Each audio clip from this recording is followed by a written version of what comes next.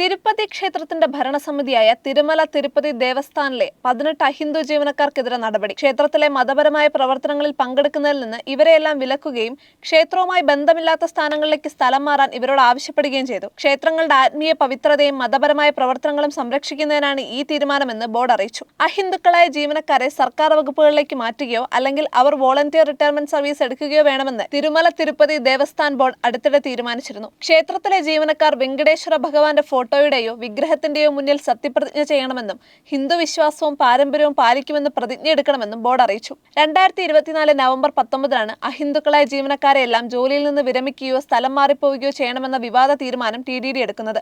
7000-ഓളം വരുന്ന സ്ഥിരം ജീവനക്കാരിലെ 300 പേരെ പുതിയ നയം നേരിട്ട് ബാധിക്കും. 14,000 വരുന്ന കരാർ ജീവനക്കാർക്കും നിർദ്ദേശം ബാധകമാണ്. ജീവനക്കാരെ മാറ്റുന്നതിനോടൊപ്പം ക്ഷേത്രത്തിനകത്തും പുറത്തുമെല്ലാം ഹിന്ദുക്കളായ കച്ചവടക്കാർക്ക് മാത്രമേ അനുമതി നൽകൂവെന്നും ട്രസ്റ്റ് വ്യക്തമാക്കിയിരുന്നു. തിരുപ്പതി ക്ഷേത്രത്തിലെ പ്രധാന വഴിപാടായ ലഡുവുമായി ബന്ധപ്പെട്ടുണ്ടായ വിവാദമാണ് ഈ നീക്കത്തിന്റെ കാരണം. ആന്ധ്രയിൽ ജഗൻമോഹൻ റെഡ്ഡി മുഖ്യമന്ത്രിയായിരുന്ന കാലത്ത് തിരുപ്പതി ലഡു നിർമ്മിക്കാനായി മൃഗക്കൊഴുപ്പ് ഉപയോഗിച്ചുവെന്ന ആരോപണം ഉയർന്നിരുന്നു.